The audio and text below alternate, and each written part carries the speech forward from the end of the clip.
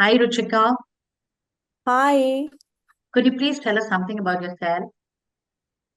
So I'm a clinical psychologist. I've done my MPhil from Calcutta University and I hold a license with the RCI. The vision I have in my profession is to provide quality mental health service and offer safe space for people to undergo culturally competent and holistic wellness focused service for their overall development and improve their quality of life. So I divide my time between clinical practice and training and consulting. Of course, in my clinical practice, I do see a lot of adolescent, individual, family, and couple deal with any kind of stress or anxiety they're experiencing. Um, in my in the other time, I do a lot of training for budding psychologists to hone their skills in psychology, how to conduct the sessions, how to conduct themselves in the session.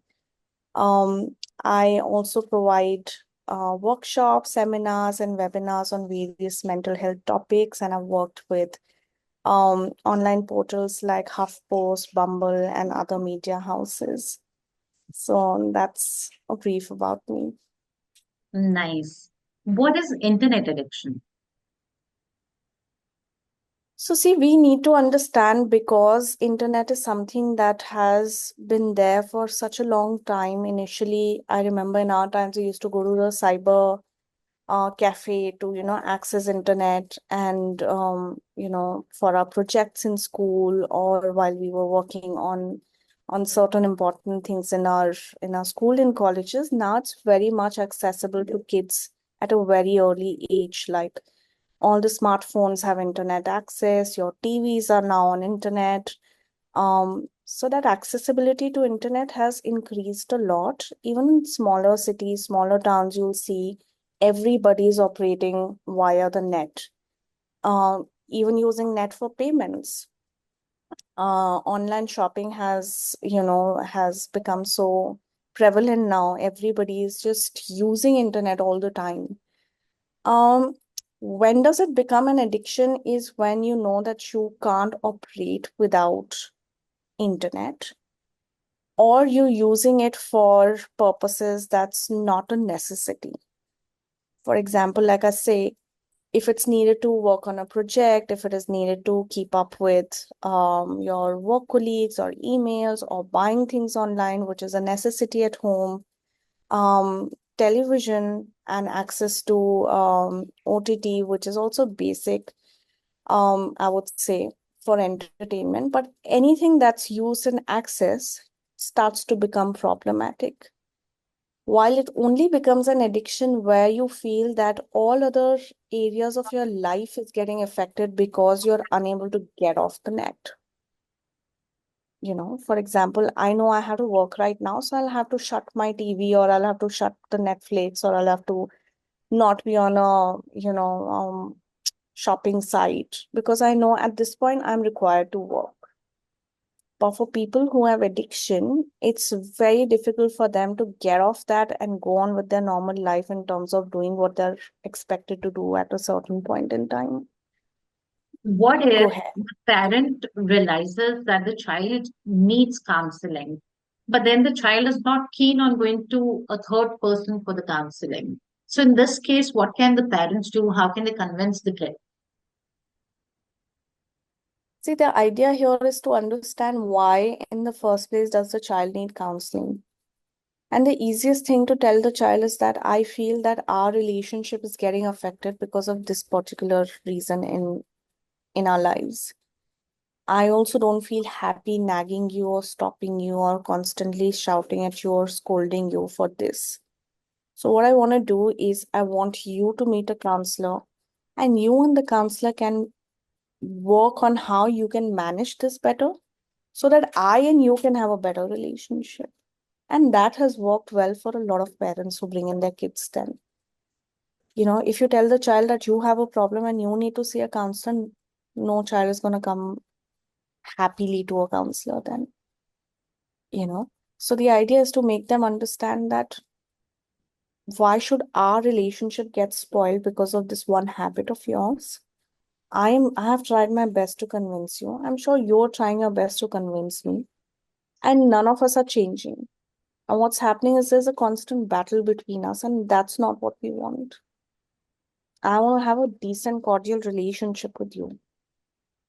And so, for this, let's go and meet a counselor who can help us navigate this issue. And I never tell parents, don't tell the kid, you need to go to the counselor. Start with, we need to go to the counselor. Because both of us need to understand what can be done in this case. Why is internet addiction increasing at an alarming rate? Like I said, it's the accessibility. And COVID, I think, has changed it pretty much more because school started happening online. So kids have understood that a lot can happen here. Not that before COVID, kids were not aware of it. It's just that now kids are more, like I see 10-year-old kids having their own smartphones. At our age, I got my first phone in class 12th. Before that, we never got. And I'm sure a lot of millennials would agree that that was the right time we would get our phones. Probably somebody might have gotten 10th or 11th. But now kids as young as 7, 8 have access to iPads and things like that, laptop to study. By the time they are in class 5th and 6th, they have their own phones. So the accessibility to internet has increased a lot. And that's the reason that dependency is also increasing. And when I say dependency, it's not a biological dependency, but um the need to be on the net has increased. Social media, again, kids as young as 11, 12 are on Snapchat and Instagram. Um, so all of these and the peers, engaging in it causes a lot of, I also want to be on it. I also need a phone. And it's world over. It's not just in India. I see kids globally and they're also the same. Accessibility to internet has increased a lot. Every other child has access to phone. If not their own phone, then their parents' phone. Can parents do something to control it? Maybe tell the child that we are not going to give you the cell phone before a particular age. Does that help or it doesn't help? I mean, it has to be the counseling, the final outcome. I'm sure a lot of parents try it, and a lot of parents are like, okay, before this age, I'm not gonna give you the phone. But you tell me if your child is the only child in the group in the school who doesn't have a phone and feels like an outcast because everybody talks about things once they're out of the school. So when your child is going to the school the next day, he is lost in that group because he doesn't know what everybody is talking about.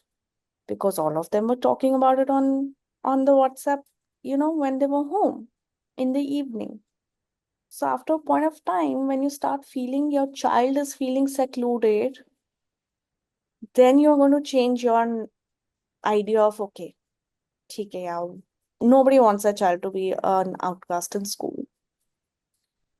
So it's a very vicious cycle of peer pressure and things like that, which changes these boundaries parents are trying to create.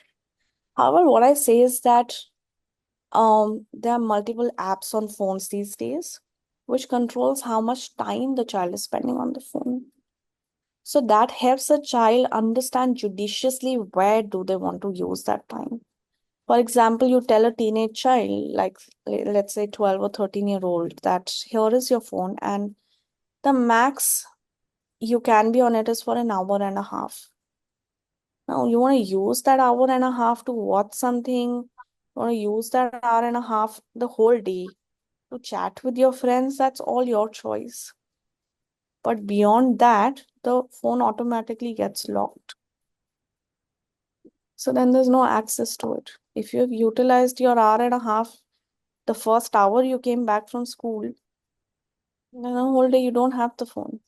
So what happens is that in this case, there's a lot of negative reinforcement that's being used.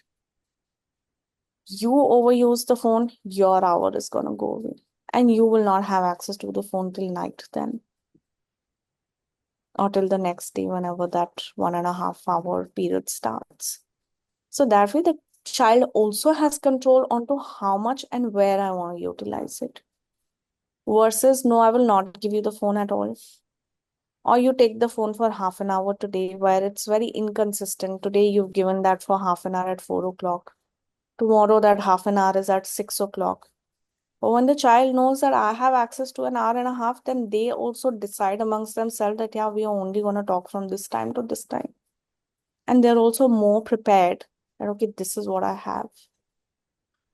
Because today you can control it.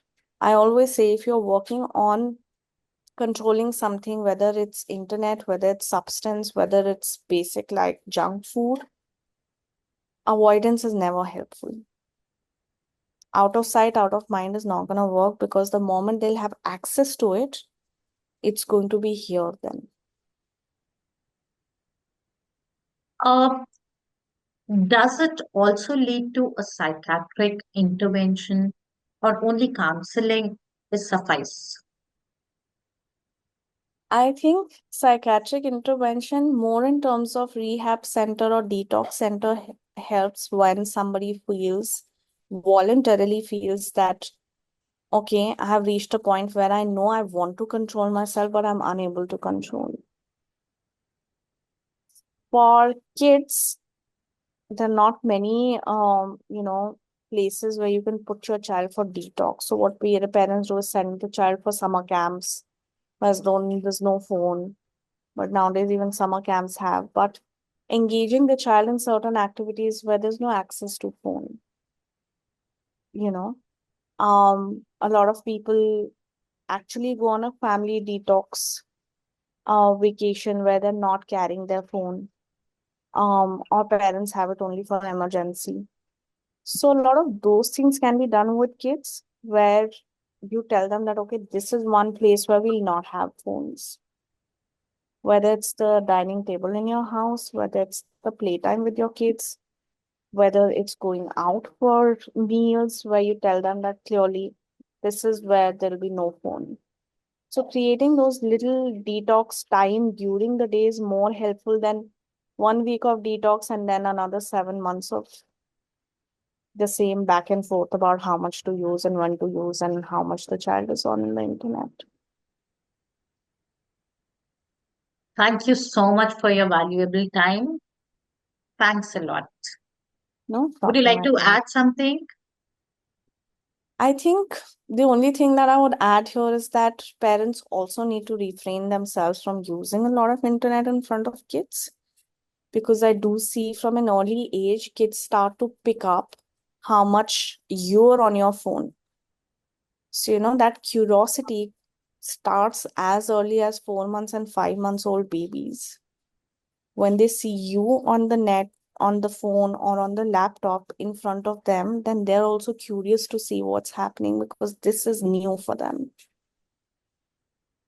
So how much time you're spending on the phone with your kids, and I'm not talking about just babies, but with your children, try and keep yourself also disengaged from the mobile, from internet, when you're spending time with your family, because that's the only way they are going to role model.